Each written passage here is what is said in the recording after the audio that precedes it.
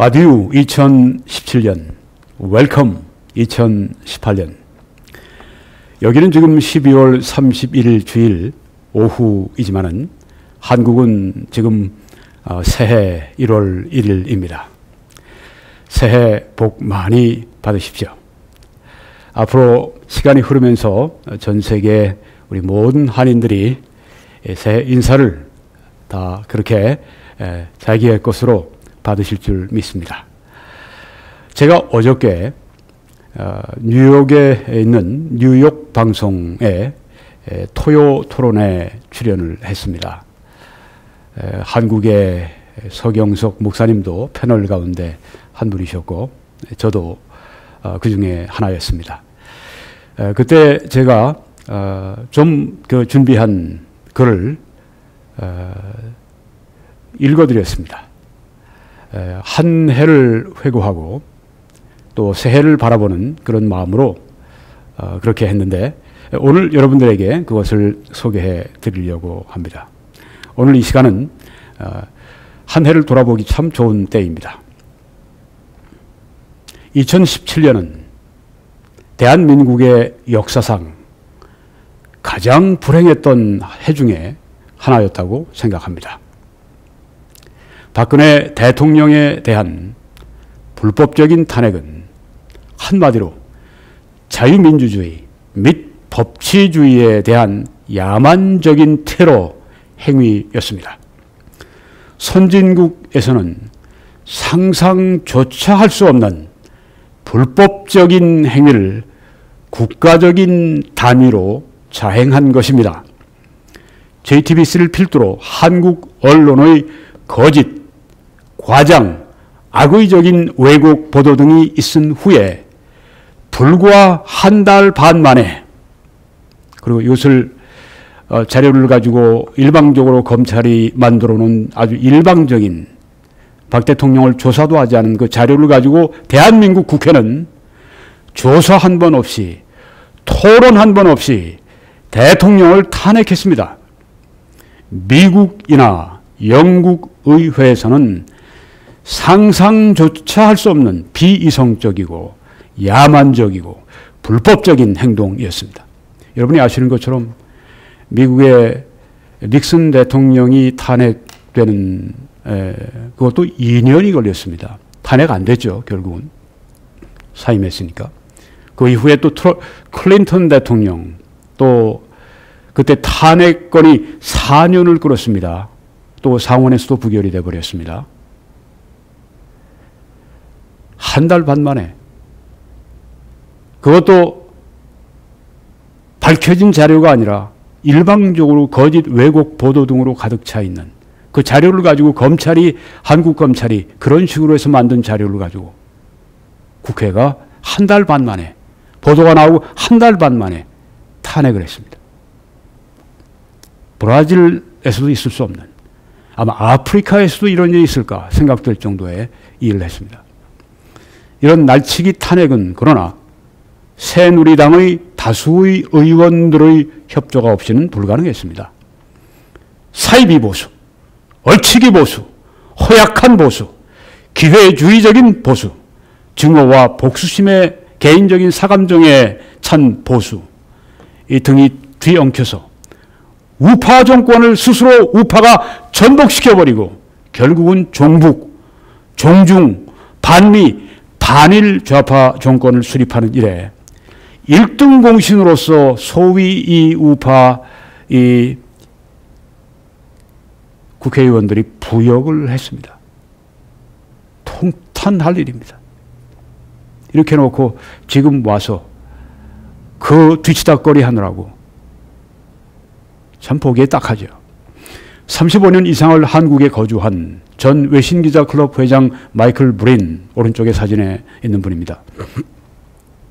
국회의 이런 날치기 탄핵의 원인을 한국인의 민심, 소위 민심, 즉 박 대통령에 대한 지지율 5%에서 찾았습니다.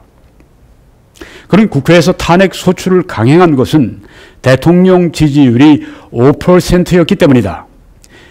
민심이 돌아섰다고 본 것이다. 이렇게 썼습니다.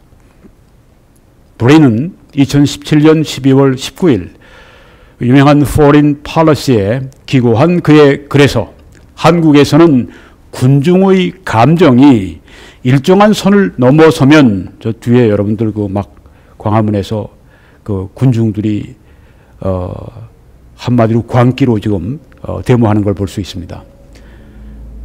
군중의 감정이 일정한 선을 넘어서면 강력한 야수로, 짐승으로 돌변해서 법치를 붕괴시킨다고 비판했습니다. 이 법치가 붕괴된다고 하는 것을 제일 먼저 목소리 높여서 부르짖은 분이 바로 외국 사람입니다.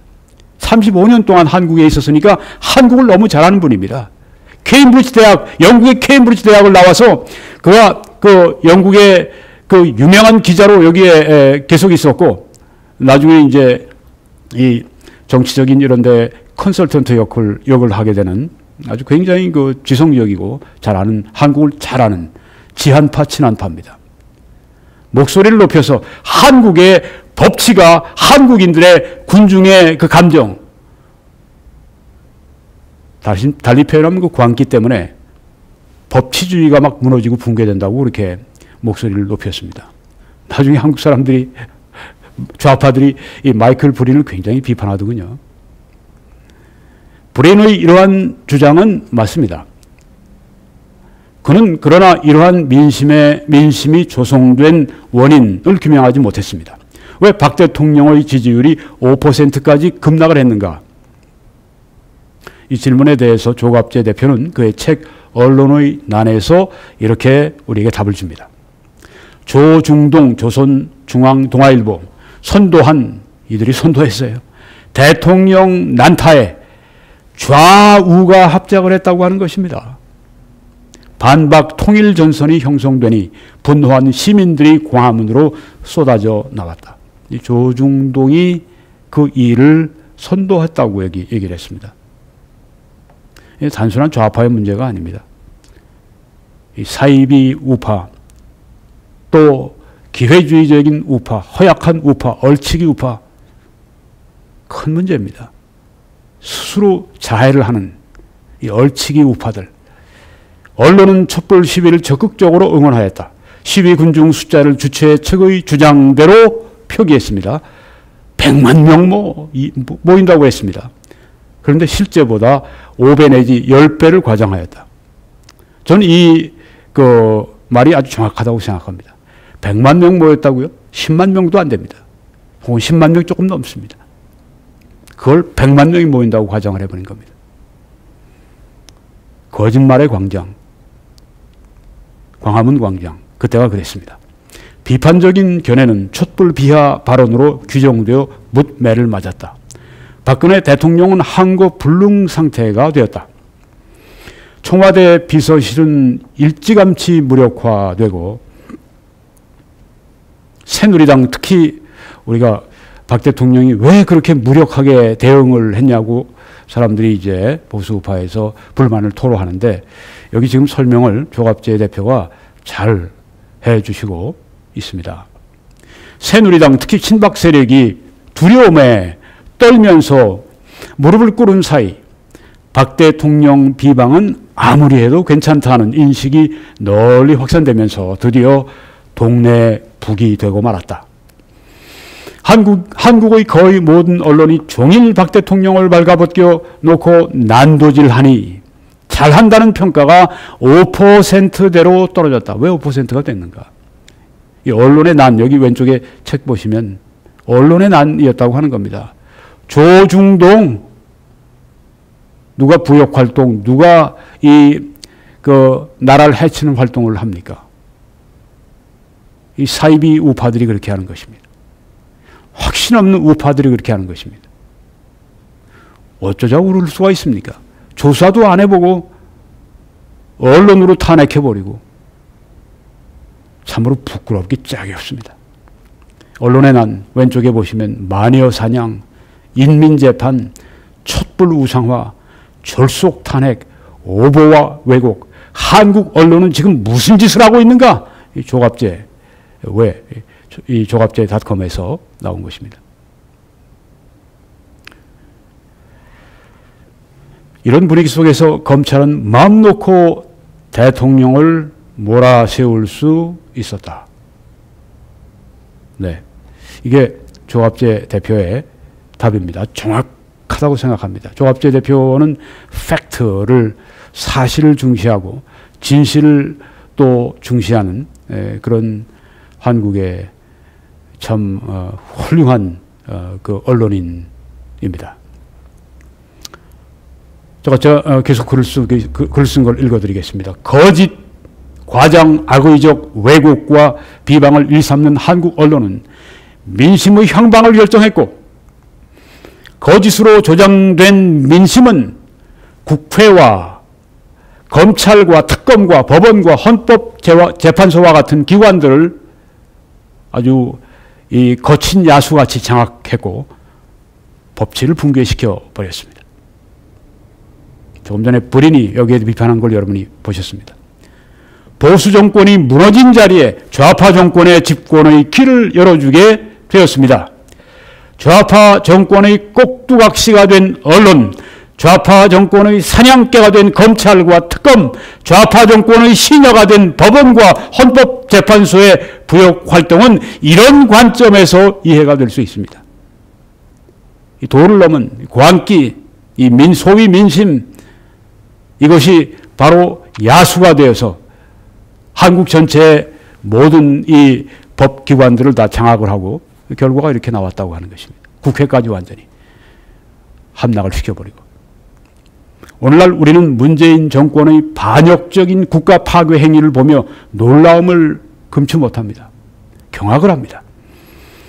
역사 왜곡, 종북 좌파 TF, 태스크포스를 앞세운 국정원 해체 작업, 국가 각 부처의 종북 종중화, 반공 애국 정치인과 시민들을 구속하는 것, 박근혜 대통령의 자의적인 구금의 연장, 산불 정책으로 국가 안보장치 해체, 원전 산업 파괴, 탄저균 백신 은밀하게 청와대로 반입을 하면서 국민 모르게 몰래 반입하면서 국민들은 위험 가운데 방치해두고 대비 훈련을 시키는 것도 변명을 해가면서 금지시켜버리고 안 해버리고 위안부 합의를 들쑤셔가지고 한미일 동맹을 깨뜨려버리고 파기해버리고 문재인 씨의 최악의 치욕적인 중국 국빈 방문, 주사파 빨갱이들이 장악하고 운영하는 이 청와대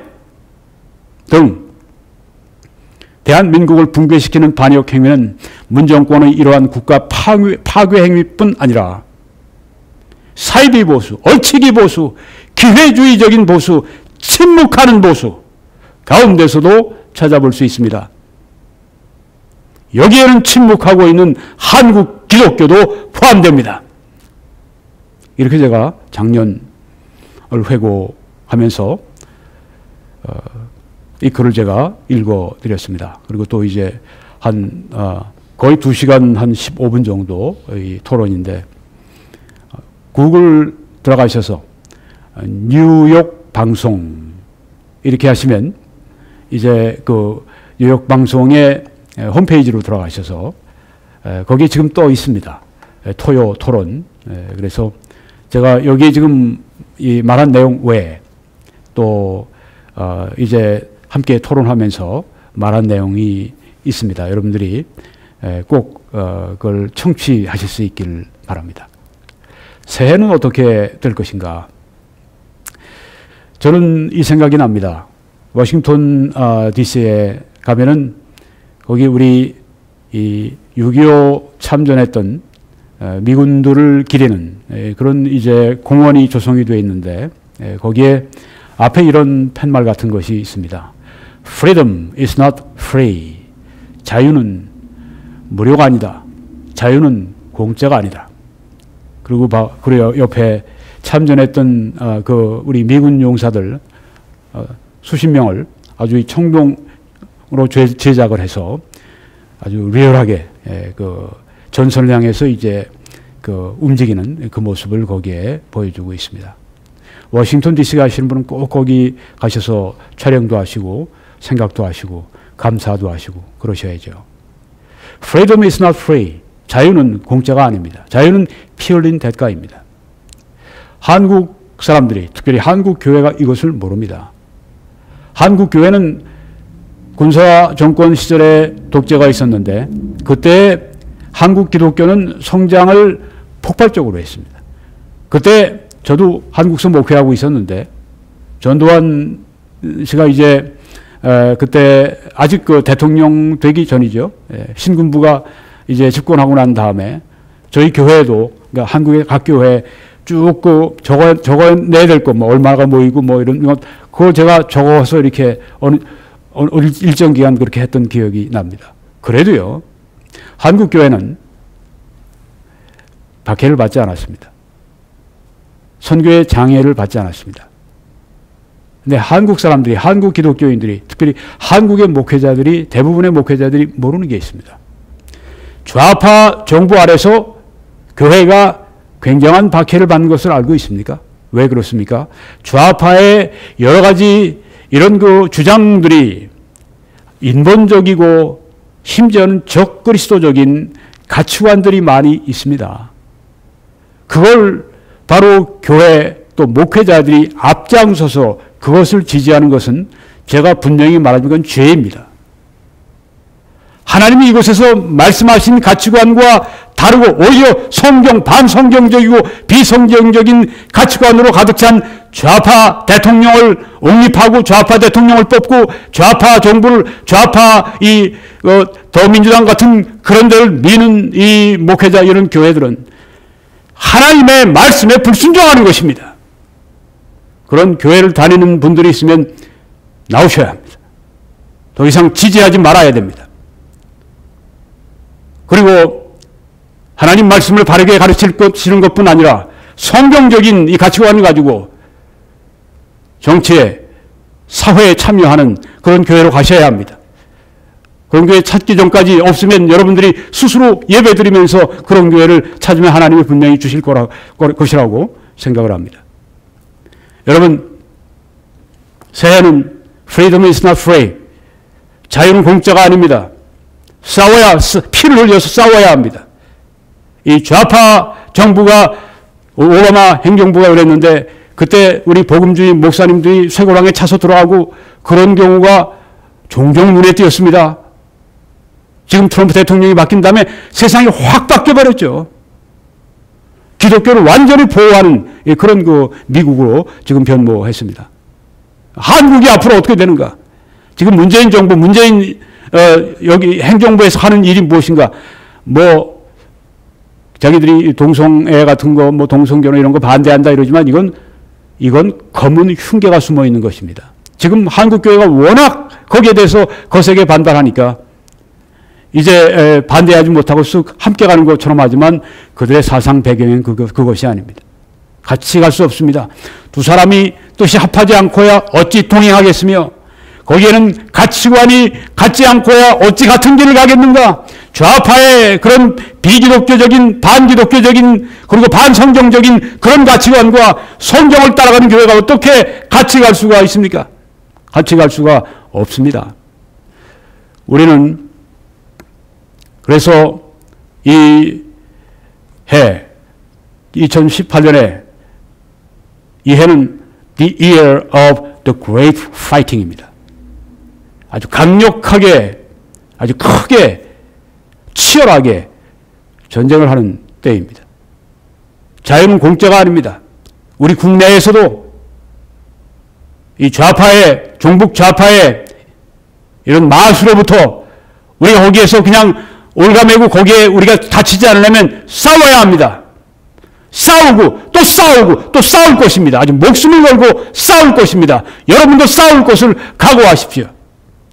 근데 싸울 때 이것을 기억하십시오. 성경의 한 구절을 제가 읽어드리려고 합니다. 다윗이 블레셋 사람에게 이르되, 블레셋 사람은 골리앗입니다. 어마어마하게 신장도 크고 검도 크고 창도 크고 방패도 크고, 다윗이 일개인으로 상대 전혀 할 수 없는, 아마 다윗의 어떤 힘 가지고 하면 10명이 다윗이 이 골리앗에게 달려붙어도 아마 이길 수가 없을, 그런 골리앗에게 이르되 너는 칼과 창과 단창으로 내게 오거니와 나는 만군의 여호와의 이름 곧 네가 모욕하는 이스라엘 군대의 하나님의 이름으로 네게 가노라.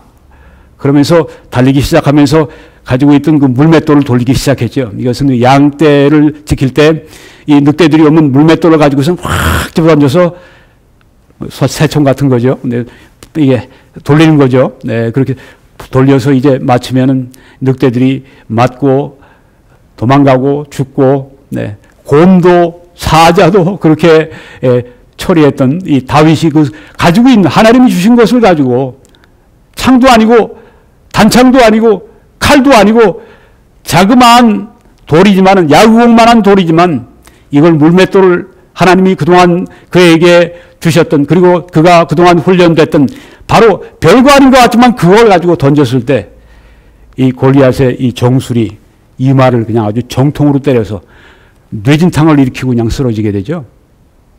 그런데 다윗은 자기의 성공의 비결을 이렇게 얘기했습니다. 싸움의 승리의 비결은 나는 만군의 여호와의 이름으로 가노라. 오늘 여호와께서 너를 내 손에 붙이시리니 내가 너를 쳐서 네 머리를 베고 블레셋 군대의 시체로 오늘날 궁중의 새와 땅의 들짐승에게 주어 온 땅으로 이스라엘에 하나님이 계신 줄을 알게 하겠고, 하나님은 진실과 공의의 하나님이십니다. 우린 진실과 공의의 편에 서 있습니다. 그래서 우리는 하나님의 도움을 힘입을 수가 있습니다. 기도하고 싸우는 것입니다. 싸우고 기도하는 것입니다. 그리고 여호와 하나님의 이름으로 우리가 싸우고 승리하고 정복하는 것입니다. 이번 해는 바로 그런 해가 됩니다. 여러분, 그렇게 싸우는 해, 기도하는 해, 그리고 승리하는 해, 그렇게 2018년을 기대하시기를 바랍니다.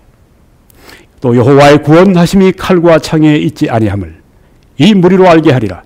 전쟁은 여호와께 속한 것인즉 그가 너희를 우리 손에 붙이시리라. 아멘. 여러분이 사역을 위해 지난해 기도해 주시고 주위에 동영상을 알려주시고 재정적으로 후원해 주시며 함께 서주셔서 대단히 감사합니다. 여러분들의 이런 참여가 있었기 때문에 우리가 그동안에 많이 신장을 했습니다.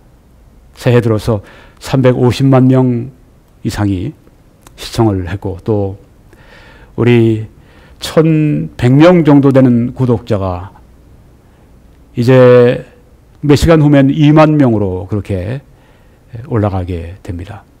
감사합니다. 댓글 성원도 감사합니다.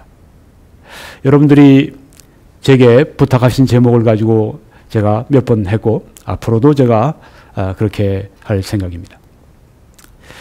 대중적으로 참여해 주신 여러분들 참으로 감사합니다.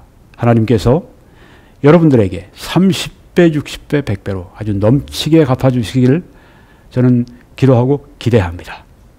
함께 재정적으로 참여해 주실 분들은 국내에서는 밑에 이 정보를 써주시고, 해외에서는 이 페이펠 정보를 써주시고, 미국과 캐나다에서는 이 밑에 있는 웹사이트 주소로 들어오셔서 이 맨 왼쪽 노란 동그라미 거기를 안을 클릭해 주시면 필요한 정보가 들어 있습니다. 저는 매 주일 오후 2시에 밴쿠버 필그림 교회에서 설교합니다. 밑에 주소가 있습니다. 예배를 마치면 우리가 또 애국 보수 시민들이 함께 오신 분들이 좌담회를 또 가지고 서로 격려하고 또 정보도 나누고 도전도 받고 그렇게 합니다. 함께 참여해 주시기를 초청을 합니다. 녹화 때문에 2시 이전에, 오후 2시 이전에 주일날 참여해 주시면 대단히 감사하겠습니다. 하나님께서 이 새해 우리 대한민국과 또 우리 북한 동포들과 전 세계 우리 모든 한인 동포들을 위해 아주 크고 놀라운 은혜와 축복을 넘치게 베풀어 주시길 간절히 기도합니다.